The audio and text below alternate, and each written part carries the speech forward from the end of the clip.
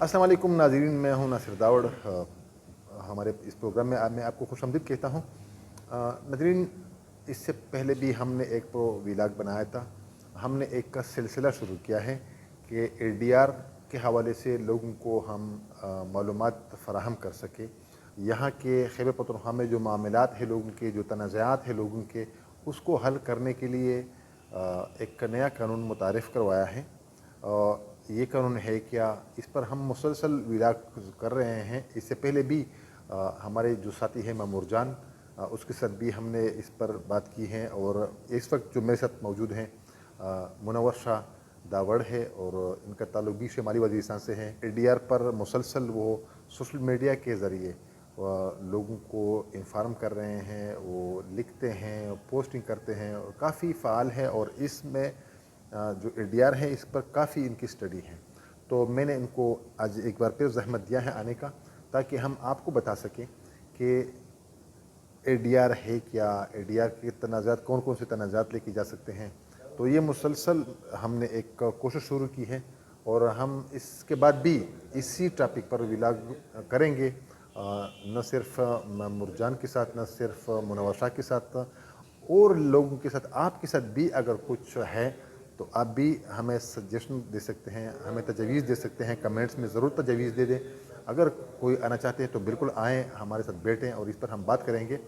لیکن جو تجاویز ہیں ہم اس کا انتظار کرتے ہیں۔ اس سے پہلے جو ویلاگ میں تجاویز ہمیں ملے ہیں، ایک بھائی نے کہا تھا کہ یہ ویلاگ اگر پشتو میں کیا جاتا تو اچھی بات ہے۔ بالکل پشتو اور پشتون علاقے ہیں، ہم بھی پشتون ہیں، لیکن ہم نے اردو بولنے والے جو ہمارے بھائی ہیں ان کو بھی ہم سمجھا رہے ہیں کہ خیبر پختونخوا میں ویلاگ جو ہم کر رہے ہیں صرف خیبر پختونخوا کے لیے نہیں، بلکہ ہمارا مقصد ہوتا ہے کہ ہمارے جو معاملات ہیں وہ جو نان پشتو سپیکنگ لوگ ہیں، جو اقوام ہیں، جو دیگر صوبوں کے طرف سے تعلق رکھنے والے ہیں، ان کو بھی اندازہ ہونا چاہیے۔ تو منور شاہ بھائی بتائیں کہ اس میں ممبر جو اس کا بنتا ہے، جو اے ڈی آر کا ممبر ہوتا ہے، وہ ہوتا کون ہے، کون ہوگا؟ اس میں سپوز اس وقت جو صورتحال ہے، میں میڈیا کا بندہ ہوں، تو ہم بھی اس کا حصہ ہو سکتے ہیں، کون ہو سکتا ہے؟ شکریہ ناصر داوڑ صاحب ایک بار پھر مجھے بلانے کا، اور آپ کو داد دیتا ہوں کہ آپ کی خواہش ہے کہ پبلک کو کم از کم اس نئے قانون کا تنازعات کے حل کرنے کا جو سسٹم ہے، ہر پبلک کو اس کا اندازہ ہو جائے۔ ہر جو تو اس کے لیے میں شکر گزار ہوں آپ کے لیے کہ آپ اس میں دلچسپی لے رہے ہیں۔ ہم آپ کو تکلیف دے رہے ہیں، ہم آپ کے شکر گزار ہیں، اور ہمارا کام ہے، یہ جو آپ سے ہم کام لے رہے ہیں، یہ ہمارا کام ہے لوگوں کو انفارم کرنا۔ جی بالکل جرنلزم کا مقصد یہی ہے، بالکل اور اس وقت آپ ساتھ دے رہے ہیں، اور وہ اس لیے میں بڑی خوشی کے ساتھ یہ کہوں گا کہ مجھے اتنا علم نہیں ہے جتنا آپ کو ہے، جتنا مامور جان کو ہے، اتنا ہمارے اور ناظرین میں ہو سکتے ہیں جی بالکل جس کے ساتھ ہے۔ ہم اس کی تجاویز بھی اٹھائیں گے، اس پر انشاءاللہ بات کریں گے۔ بالکل تو اس حوالے سے بتائیے کہ جی۔ کون ممبر ہو سکتے ہیں اس کے؟ اچھا، اس میں یہ ہے کہ یعنی جو پبلک کو بتا دوں کہ آپ جو سوال کر رہے ہیں وہ بیسیکلی یہ ہے کہ یعنی جو ثالثین ہیں جو تنازع حل کرتے ہیں دو پارٹیز کے درمیان، جو ڈسپیوٹ کو ختم کرتے ہیں، ان میں کون سے بندے ایز اے ثالث شامل کر سکتے ہیں جو اتھارٹی ہے۔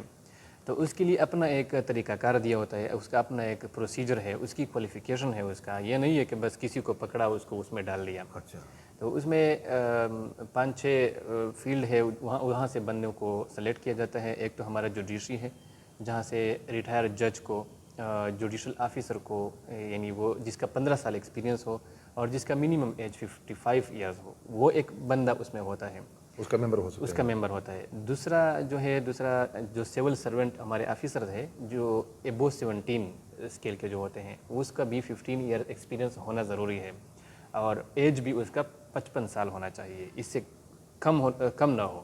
55 سال تو اس کا ایج یہ ہونا ضروری چاہیے ہے جی۔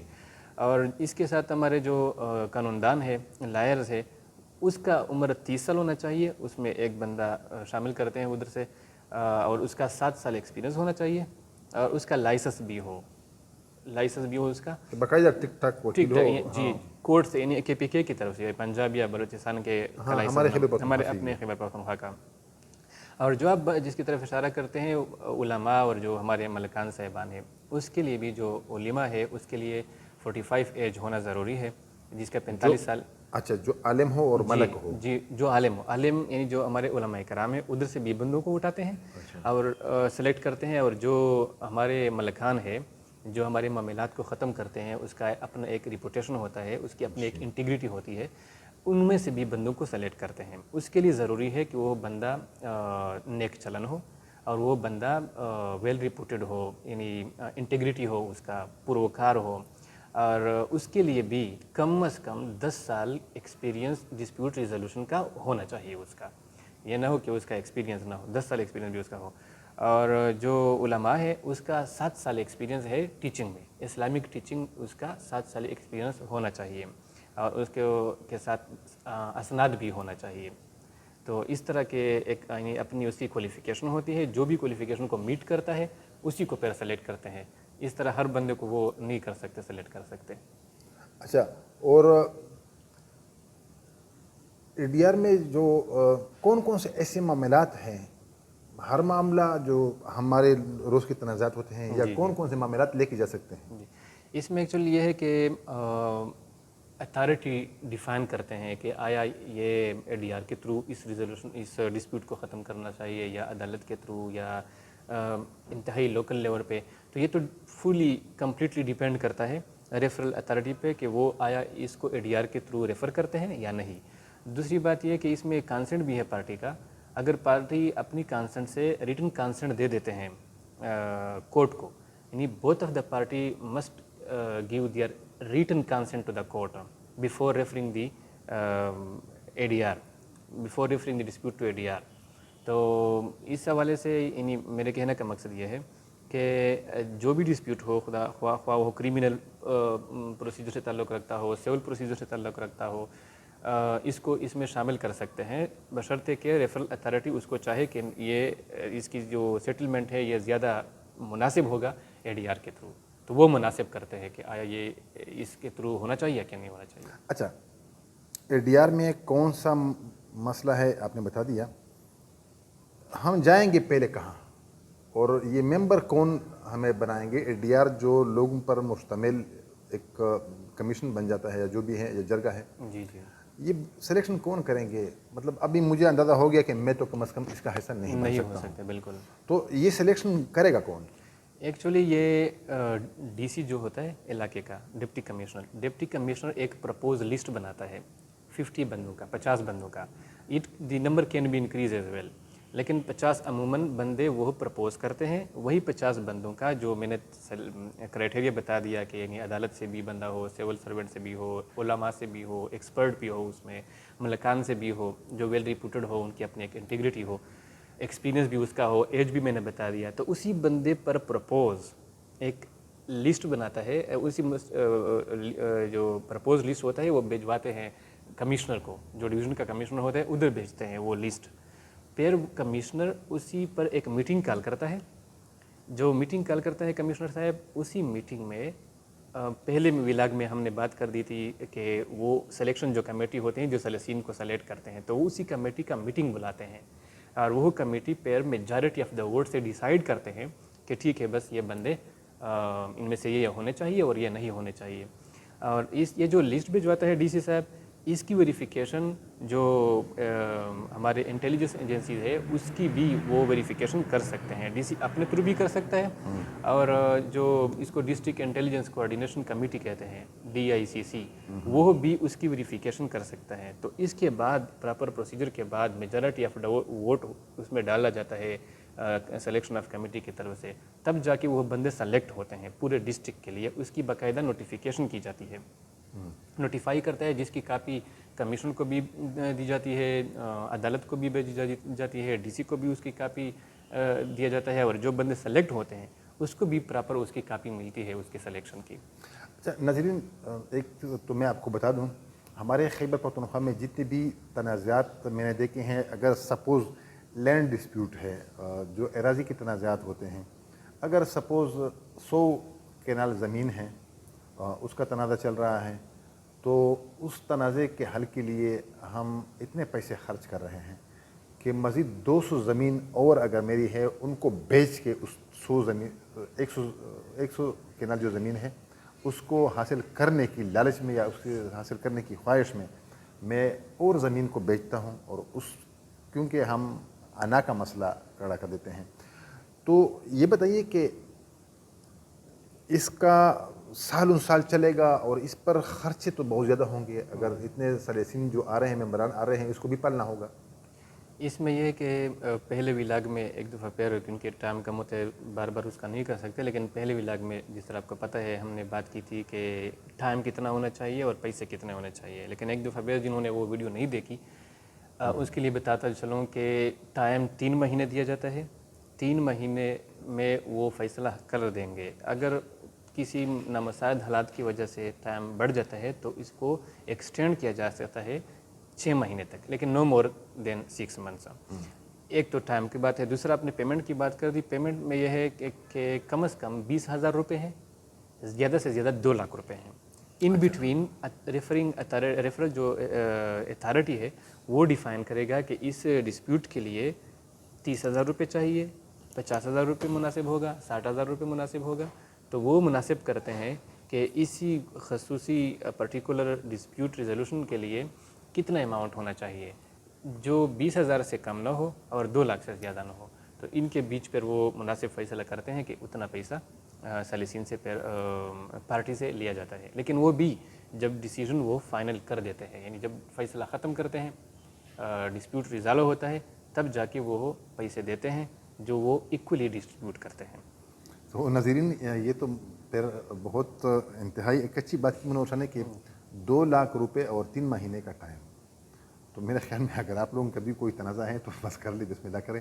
لیکن میں بتا دوں کہ ایک جو اہم سوال ہے،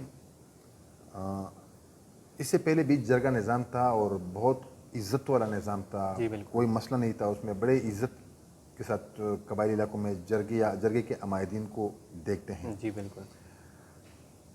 یہ کب تک ہوگے؟ مطلب ایک دفعہ کوئی ملک، کوئی بیوروکریٹ، کوئی مولوی، کوئی ملک انٹر ہو گیا جی تو ساری زندگی تک وہ اسی کا ممبر رہے گا؟ آپ نے بہت اچھا کویشچن پوچھا ہے، اچھا سوال کیا ہے. اور پبلک کے لیے ضروری ہے کہ وہ جان سکے کہ جو سلیسین بناتے ہیں اس کا ٹائم پیریڈ 3 ایئرز ہوتا ہے. 3 ایئرز میں یعنی آفٹر 3 ایئرز اس کی اگر پرفارمنس سیٹسفیکٹری ہے تو ٹائم کو رینیوڈ کیا جاتا ہے اور ایکسٹینڈ کرتے ہیں اس کے لیے. اور after selection, after their appointment, اگر اس پر کسی کا اعتراض ہو یا اس کی پرفارمنس ٹھیک نہیں ہے تو اس کو ریموو بھی کیا جا سکتا ہے. یعنی ضروری نہیں ہے کہ اس کی اپوائنٹمنٹ 3 سال کے لیے ہو جائے اور وہ 3 سال ہی برقرار رہے. تو 3 سال سے پہلے بھی اگر اس پر کوئی کمپلینٹ کرے اور ڈی سی پر اس کی انکوائری کرتا ہے، اگر اس کو لگتا ہے کہ اس نے کچھ کیا ہے، کسی پارٹی کو اس نے فیور کیا ہے یا یعنی اس نے اپنی انٹرسٹ شو کی ہے یا کسی سے ناجائز پیسے وغیرہ لیے ہو، اپنی اتھارٹی کا ناجائز استعمال کیا ہو، تو اسی کو جب وہ کنفرم کرتے ہیں تب جا کے D C in written reason دے کے کمشنر کو بھیجتے ہیں. پھر کمشنر اس کی ریموول کی نوٹیفیکیشن بھیج دیتے ہیں. یعنی اس کو ریموو کیا جاتا ہے سلیسین سے، اور اس کی ریموول کی جو کاپی ہے وہ اس کو بھی ملتی ہے جس بندے کو ریموو کیا جاتا ہے. لیکن اس میں ایک بات ہے، فار ایگزامپل اگر کسی بندے کو اس نے ریموو کر دیا تو اسی بندے کو اپیل کا حق حاصل ہے. He can file an appeal. کہاں پر کرے گا؟ وہ ڈپارٹمنٹ میں کرے گا، یعنی جو ہوم ڈپارٹمنٹ ہے ادھر سے ادھر یہ کرے گا، بشرطے کہ وہ اگر ایگریوڈ کرتا ہے یعنی فیصلے ہوم کے خلاف. ڈپارٹمنٹ میں آئے گا. جی جی.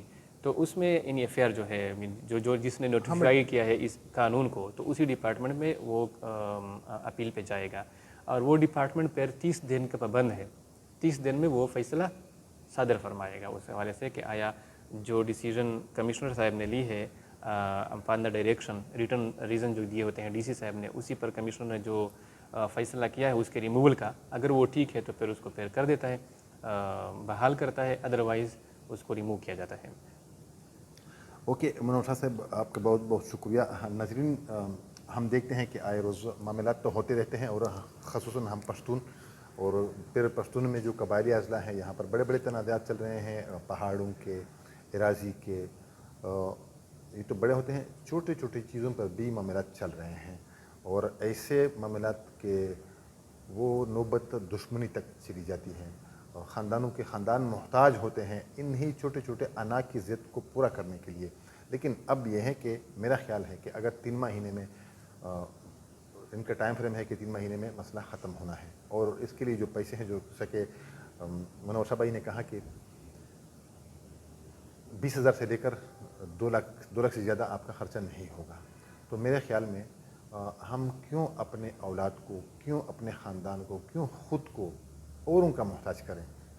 इनमें हमने देखे हैं कि बहुत छोटे छोटे तनाज़ात बड़े तनाज़े की शक्ल में अख्तिताम पजीर हो जाते हैं, और अगर दुश्मनी भी आ जाए, दुश्मनी का बदला लेने के बाद भी हमने देखे हैं कि फिर भी जिस चीज़ पर, जिस ज़मीन पर, जो भी मसला है, दुश्मनी ख़त्म होने के बाद जिसमें 1-2 नस्लें भी तबाह हो जाते हैं, और इसके बाद फिर भी बात होती है, जरगा होती है, और ये तो अब और आसानी आ गई। तो मेरे ख़्याल में जितने भी मामलात हैं दुश्मनी तक ले जाने से कबल इनको ख़त्म करना चाहिए, इनको हल करना चाहिए।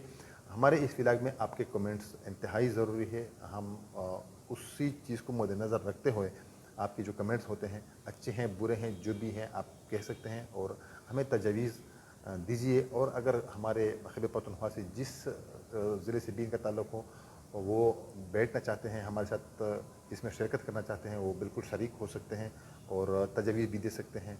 तो एक और व्लॉग तक हमें इजाज़त दीजिए, तब तक के लिए अल्लाह हाफ़िज़।